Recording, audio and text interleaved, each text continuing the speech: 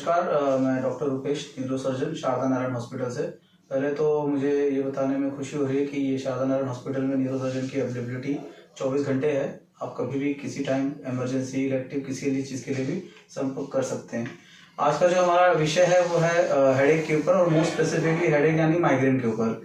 Usually headache बहुत common चीज़ है जिससे सब लोग सफ़र करते हैं, और ये भी बहुत कॉमन है प्रैक्टिस में कि बहुत सारे हेडेक को लोग माइग्रेन खुद ही डायग्नोज कर लेते हैं, या कोई पेरिफेरी में किसी ने बता दिया कि माइग्रेन है आपको, जबकि माइग्रेन इतना कॉमन है नहीं।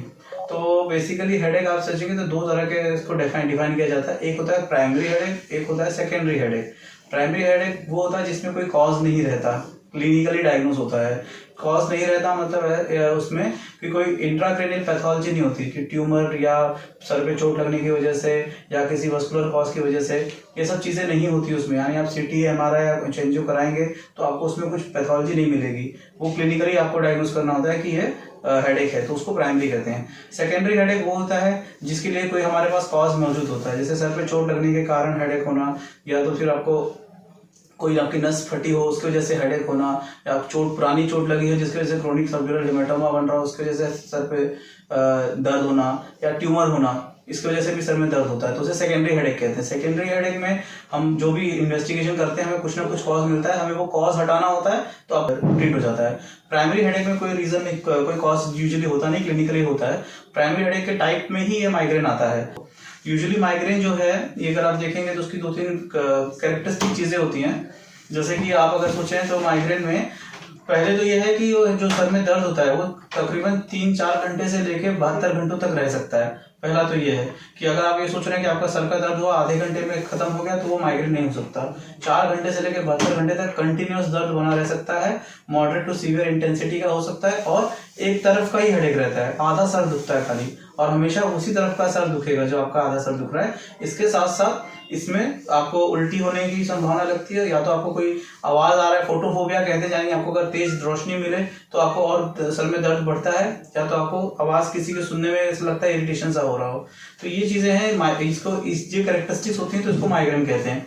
ये सारी चीजें अगर होंगी तब जाके, और इन सारी चीजों का जो अटैक आता है ये अगर आपको 5 बार आ रहा है, एटलीस्ट 5 बार आया हुआ है, तब हम उसको माइग्रेन के श्रेणी में डालते हैं।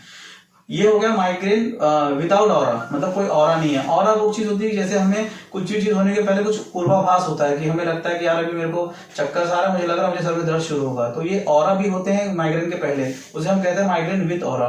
तो उसमें फिर आपके देखने में कुछ ब्लरिंग ऑफ विजन हो सकती है, कुछ आपको चक्कर सा आ सकता है, कुछ आपको लगे कि एक साइड हाथ में सुनपन आ रहा है, कभी कभी हाथों में कमजोरी भी आ सकती है, तो उसे कहते हैं माइग्रेन विद ऑरा। ये समझ में आता है कि भाई हाँ होने वाला है, सर में दर्द होने वाला है। तो बेसिकली ये चीजें हैं कि आपको पहले तो ये समझना है कि सर का दर्द, हर एक सर का दर्द माइग्रेन नहीं होता, और अगर माइग्रेन है भी तो एक अच्छा न्यूरोसर्जन या एक अच्छा न्यूरोलॉजिस्ट ही डायग्नोज कर पाएगा उसको, और उस हिसाब से उसको मैनेज कर पाएगा। सर के दर्द को लाइटली भी नहीं लेना है।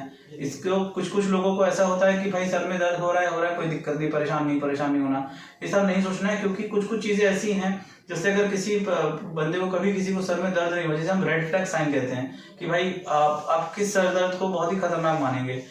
50 साल की उम्र के बाद अगर किसी को सर में दर्द अचानक शुरू हुआ है तो उसे कंसल्टेशन की जरूरत है, या आपके जीवन में पहली बार बहुत भयंकर सर दर्द हुआ है कि ऐसा सर दर्द कभी नहीं हुआ था, हो सकता है वो रप्चर ऑफ एन्यूरिज्म की वजह से हुआ, जिसे एसएच कहते हैं, उसमें आपको कंसल्टेशन की जरूरत है। सर के दर्द के साथ साथ आपको कोई ऐसा लग रहा है कि सर में दर्द हुआ और हमें ये हो रहा है कि एक साइड के हाथ पैर में कमजोरी या सुनपन लग रहा है, तो कंसल्टेशन लेना है। और खास करके जो ट्यूमर की वजह से सर में दर्द होता है, उसमें ये होता है कि आपको अर्ली मॉर्निंग हेडेक होता है, जब आप सो के उठेंगे तब सर में दर्द होगा, और आपको अगर उल्टी हो गई, उल्टी होने के बाद दर्द चला जाता है। तो अगर ऐसा आपको दर्द हो रहा है तो ये माइग्रेन नहीं है, ये कुछ और चीजें हैं जिसको आपको कंसल्ट करना है किसी न्यूरोसर्जन या न्यूरोलॉजिस्ट से। इस पे सिटी, एमआरआई, बहुत सारे पेशेंट हमारे पास ऐसे भी आते हैं जो सर का दर्द बोल के, माइग्रेन बोल के उन्होंने एमआरआई करा रखा है, सिटी करा रखा है, पर उसकी कोई जरूरत होती नहीं, क्योंकि माइग्रेन बेसिकली एक क्लिनिकल डायग्नोसिस है।